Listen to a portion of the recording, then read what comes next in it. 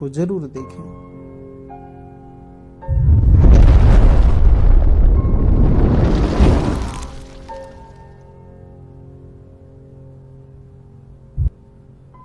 तो दोस्तों आइए हम देखते हैं भाग्य 3 में, भाग 3 की ये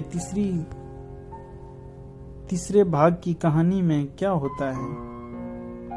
तो चलते हैं, इसके लिए आप सभी बने रहें और कहानी का आनंद लें। माँ ने जब निशिता के बारे में बताया कि निशिता की शादी तय हो चुकी है, लड़का बहुत मेहनती और सुशील एवं मासूम है, तो सीमा ने उसका नाम पूछा। माँ ने जब लड़के का नाम रुसम बताया तो वह सीमा आश्चर्यचकित हो गई।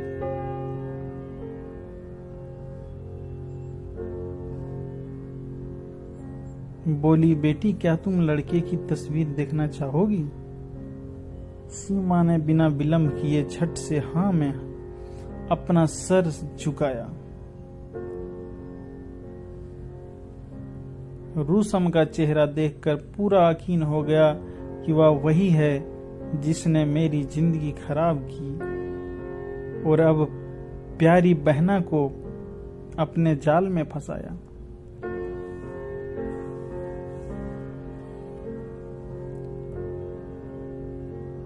सीमा ने सबको बताया कि वह कितना शरीफ है।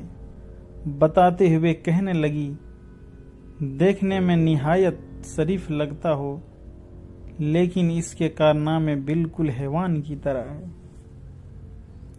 आपको ताज्जुब होगा, लेकिन इसकी भोली सूरत से कतई विश्वास नहीं होगा कि ये लड़कियों के साथ बलात्कार का खेल करना और उन्हें रास्ते पर बेसहारों की तरह छोड़ देना एक आम बात है।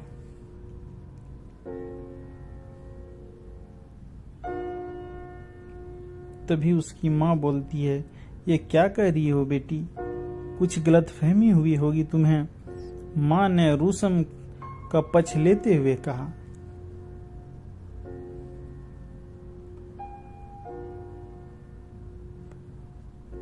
नहीं माँ, ये बिल्कुल सच बात है कि वो एक हैवान है। ऐसी बहुत लड़कियां हैं जो उसका शिकार हुई है, उनमें से एक मैं हूं। ये क्या कहती हो बेटा? क्या तुम्हें भी उसने अपना शिकार बनाया है? माँ कहने लगी।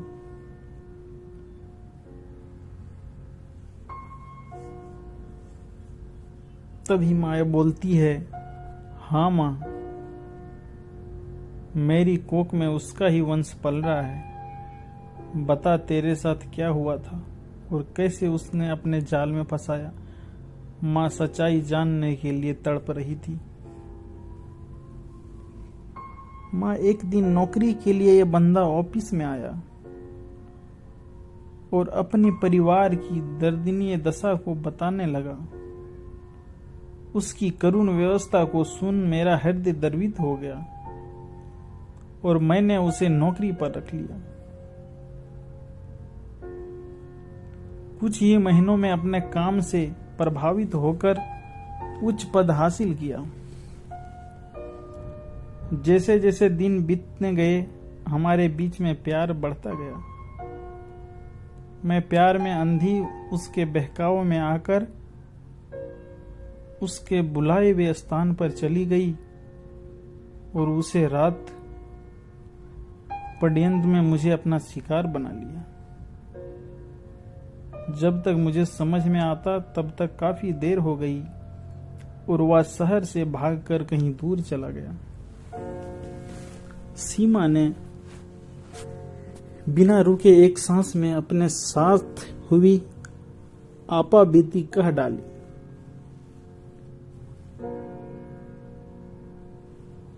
जब बहन के साथ घटी बात सुनी तो निशिता को विश्वास नहीं हुआ और कहने लगी, बता दो दीदी, ये बात झूठ है। मैं उसे कब से जानती हूँ, वह ऐसा घिनौना कृत्य कभी नहीं कर सकता। निशिता ने रुसम के पक्ष लेते हुए कहा।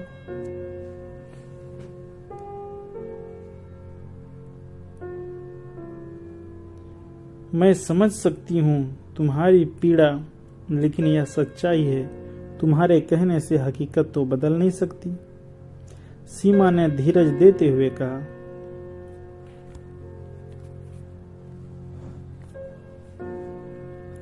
तो दोस्तों, निशिता को अपने बहन पर अभी भी विश्वास नहीं हो रहा था और वह फूट कर रोने लगी। रोते रोते सच और क्या झूठ है इसका रहस्य खुलना ही होगा। इसी वजह से वह दौड़े दौड़े रूसम से मिलने या पहुंची।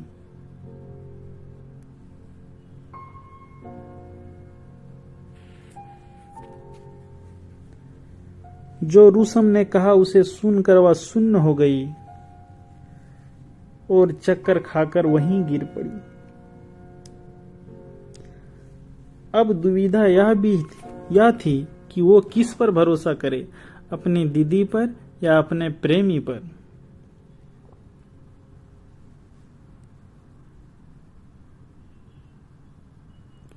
उसने कहा था किसी अग्निहोत्री कंपनी के तरफ से अचानक नौकरी के लिए ऑफर आई। खास बात यह कि बिना किसी आवेदन दिए मुझे नौकरी की आवश्यकता थी, तो मैंने किसी बात पर ध्यान ना देकर तुरंत नौकरी को स्वीकार कर लिया। बहुत कम समय में मुझे ऐश्वर्य का धनी बनाकर आसमान की ऊंचाइयों तक पहुंचा दिया। एक दिन किसी काम से मुझे रेस्टोरेंट में बुलाकर प्यार का इजहार किया। उस दिन भारी बारिश के कारण मुझे बॉस सीमा के घर रुकना पड़ा और मुझे नींद में सुलाकर अपनी हवस को पूरा किया, अपने आप को संतुष्ट किया। ये सारी बातें इस लड़के ने लड़की को बताया। उसके नेत्रों में जो सच्चाई दिखाई दे रही थी वह सीमा के नेत्रों में नहीं।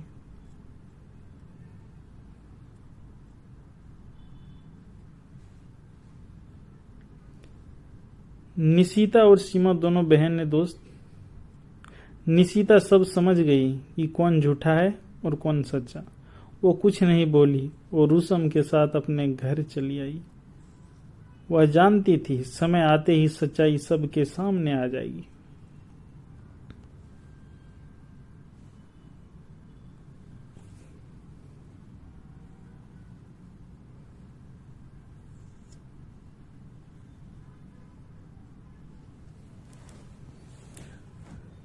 रूसम अपने मन में अनेकों सवाल लिए निशिता को छोड़कर अपने घर की तरफ चला पड़ा।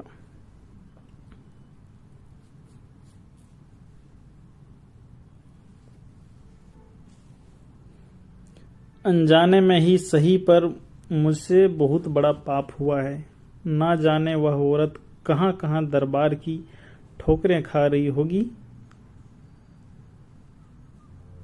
क्या इसका कोई प्रायश्चित है या नहीं, मुझे कुछ समझ नहीं आ रहा। लेकिन निशिता ने मुझे अचानक ये सवाल क्यों पूछा होगा? उसे तो उस दिनों से पता था कि मैं सिर्फ उसी का हूं।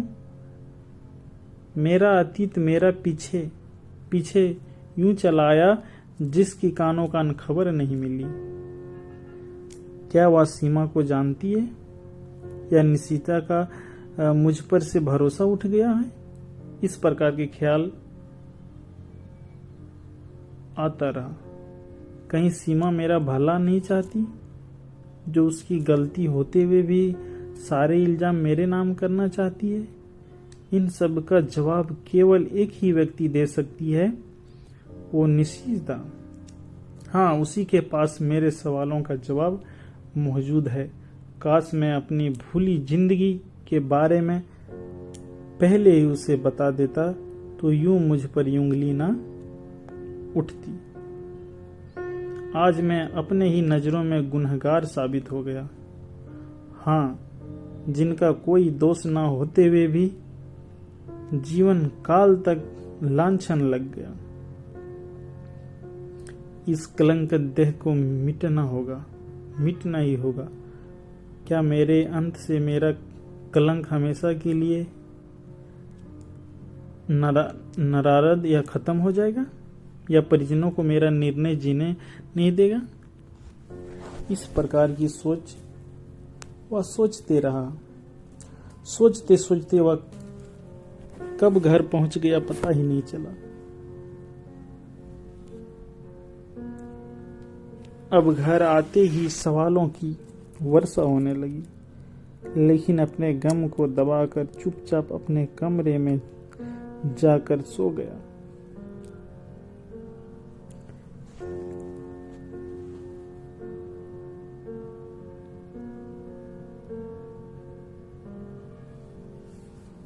रूसम माँ पिताजी के सामने तो सोने के लिए सो गया, लेकिन जिन सवालों को ढूंढना चाहता वो प्रश्न उसकी नींद चुरा रहे थे। पूरी रात उसके सामने सीमा के साथ बिताए रात नाचने लगी, सारे याद आने लगी और वह करवटें बदल रहा था। दिमाग में बहुत सारे शैतानी कल्पनाएं आने लगी। अपनी जिम्मेदारियों ने उनके हाथ थाम लिए। कल सुबह के इंतजार में उसने अपने नेत्र बंद कर दिए और किसी तरह सुबह होते ही निशिता के घर जाने की जल्दी कर रहा था, लेकिन किसी जरूरी काम से अपने ऑफिस जाना पड़ा।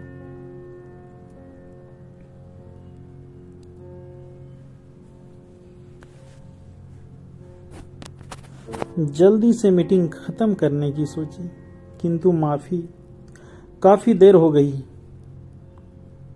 और फिर अपने आप को रोक न सका और सुनसान रास्ते में निशिता से मिलने जाने लगा।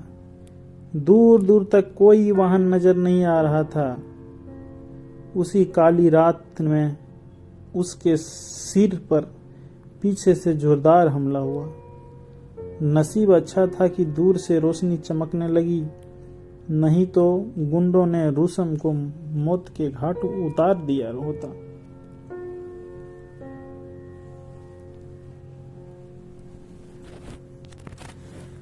रिक्शा वाले ने उसे तुरंत अस्पताल में भर्ती करवाया। जब रूसम के घर वालों को खबर मिली तो वह तुरंत अस्पताल पहुंच गए। जब तक वह आता उसके पहले ही रिक्शा वाला मसीहा निकल चुका था।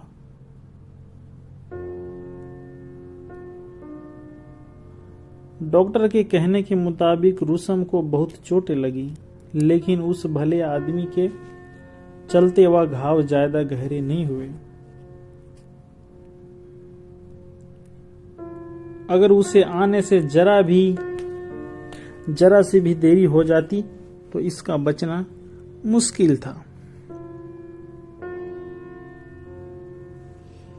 मैं शुक्रगुजार हूं उस आदमी, उस देवता समान व्यक्ति का, जिसने मेरे प्यारे बच्चे की जान बचाई।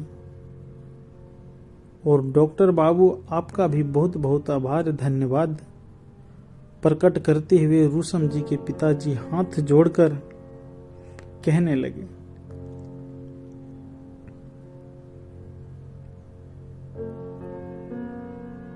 तभी उधर से आवाज है, धन्यवाद किस लिए साहब, ये तो मेरा कर्तव्य ही नहीं बल्कि धर्म है। डॉक्टर बाबू इतना कहकर अपने केबिन में चले गए।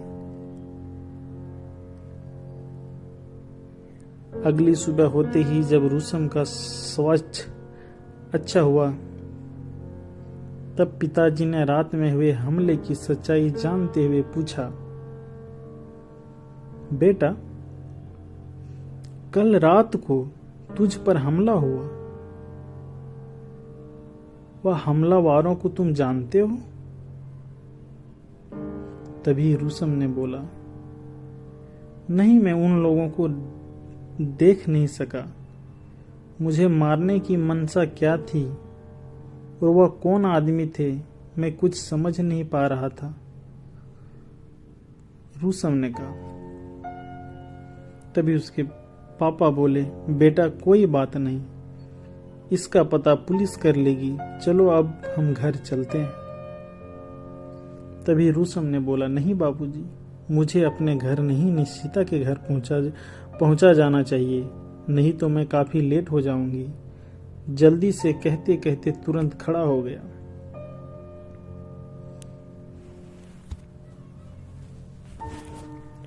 उसकी बेसब्री देख तीनों निशिता के घर चलने के लिए रवाना हुए।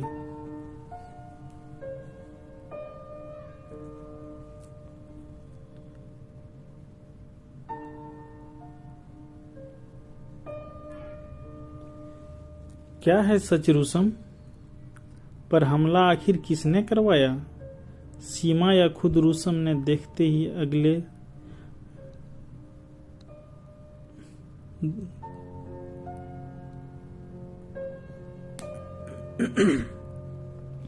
रुसम अपने सिर पर पट्टी बांधकर निशिता के घर अपने माँ पिताजी के साथ पहुंच आया।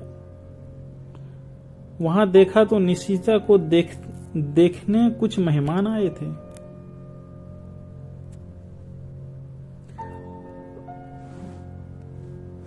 रुसम ने जब निशिता को आवाज लगाई तो झट से रुसम के गले लग गई। ये दृश्य देखकर आए हुए मेहमान उठकर चले गए। रुसम की सच्चाई जानकर भी निशिता उसके साथ है, ये देखकर निशिता के पिताजी गुस्सा हुए।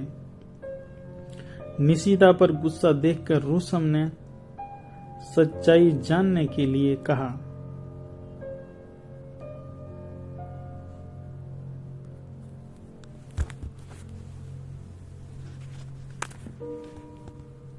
सीमा बीच में बोलते हुए कहने लगी, क्या सच सच कहोगे ये दरिंदा? कोई मन गढ़ंत कहानी रचकर मेरी बहन की जिंदगी खराब करना चाहता है? क्या सुनते हो? इसकी धक्के मारकर बाहर फेंकिए इसे।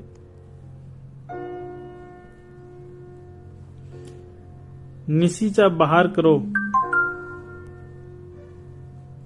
इस हैवान को। मैंने क्या कहा? बाहर करो। इस लोगों को गुस्से से पिताजी बोले जा रहे थे।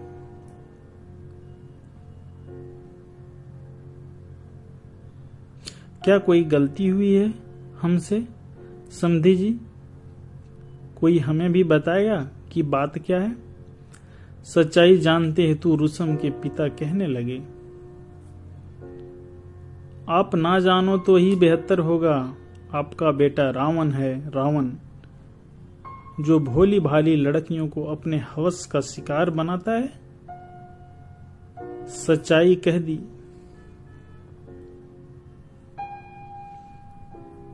ये सुनकर रुसम के पिताजी वहीं गिर पड़े।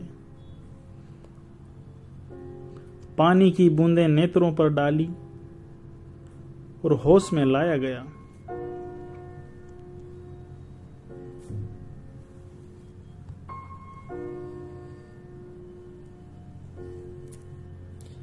निशिता कुछ देख ना सकी और चिल्लाकर कहने लगी, बापूजी ये झूठ है कि रुसम ने दीदी को बर्बाद किया, बल्कि दीदी ही ने अपनी प्यास बुझाने के लिए रुसम का इस्तेमाल किया। बिना डरे बहन पर आरोप लगा दिया। रुशिता ने अपनी बहन पे आरोप लगा दिया। निशिता की मां ने खींचकर जोरदार तमाचा मारा और कहने लगी, शर्म नहीं आती अपनी बहन पर आरोप लगाते हुए?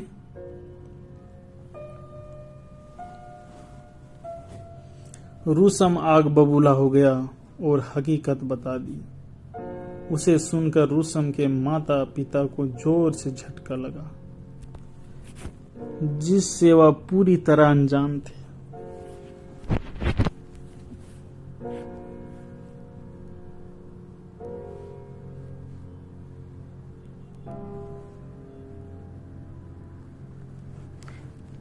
नहीं बापूजी, ये सब झूठ है, सीमा चिल्ला चिल्ला कर कहने लगी। रुसम ने यह भी कहा कि हर किसी को पैसे कमाने का हक है, किंतु शान शौकत छोड़कर कौन छोटी नौकरी करना चाहेगा। लेकिन इसकी मंशा देखकर मैंने नौकरी से इस्तीफा देकर यहाँ दूर चला आया। मैं ही पागल था जो इसके द्वार तक चला गया। तुम क्या समझते हो, तुम्हारी मीठी बातों में आकर हम तुम्हें माफ कर देंगे?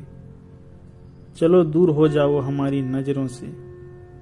बिना कुछ समझे निशिता के पिता बोले। जा रहे थे।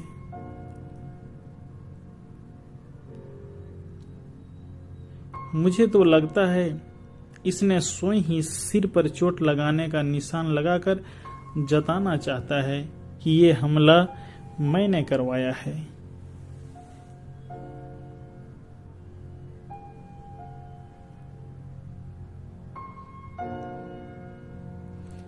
सीमा की बात सुनकर सभी को लगा कि दाल में कुछ तो काला है। सीमा के पिताजी ने सीमा को अपनी कसम खाकर सच्चाई बताने कहा।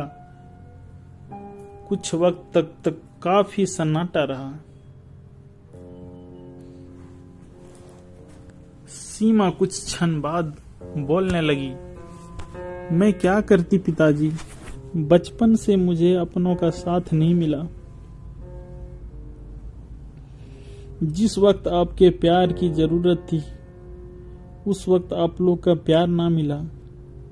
बस पैसे ही पैसे और परिवार, रिश्ते नाते सब कुछ छूटता चला गया। एक दिन जब ऑफिस के लिए निकली तो इसे देखकर प्यार का उमंगे दौड़ने लगी। इसे नौकरी की जरूरत थी और मुझे इसके प्यार की। बस फिर क्या, मैंने इसे अपने नौकरी पे रखी और अपने करीब लाया। एक दिन मैंने मौका देखकर इसके साथ रूह से रूह जोड़ ली ताकि ये मुझसे दूर ना हो। लेकिन इसने सारी योजना पर पानी फेर दिया और इस्तीफा देकर यहाँ चला आया। इसको ढूंढते हुए मैं यहाँ तक चली आई। मुझे क्या पता कि ये मेरी बहन से ही प्यार करता है। ये सच्चाई छुपी रहे इसलिए ही मैंने रुस्तम पर हमला करवाया, लेकिन बच गया साला।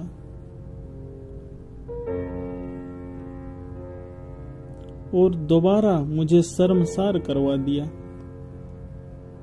बेटी के मुख से सच्चाई जानकर माता पिता बहुत लज्जित हुए और सीमा को चाटा जड़ कर कहने लगे।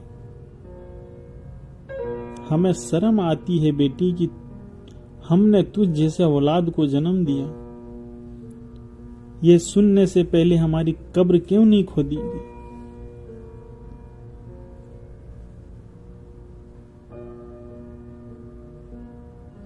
इस प्रकार रुस्तम और समधी जी मुझे क्षमा कर दीजिए।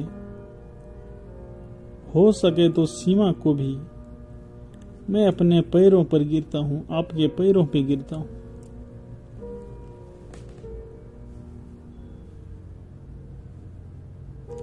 सीमा ये देख ना सकी और अपने कमरे में चली गई।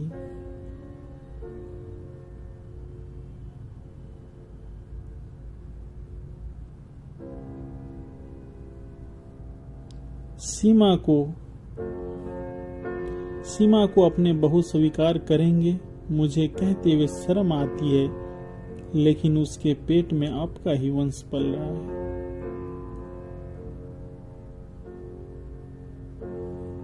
ये कैसी बात कर रहे हो बेटी? बेटी की गलती की सजा नवजात शिशु को क्यों? हमें मंजूर है।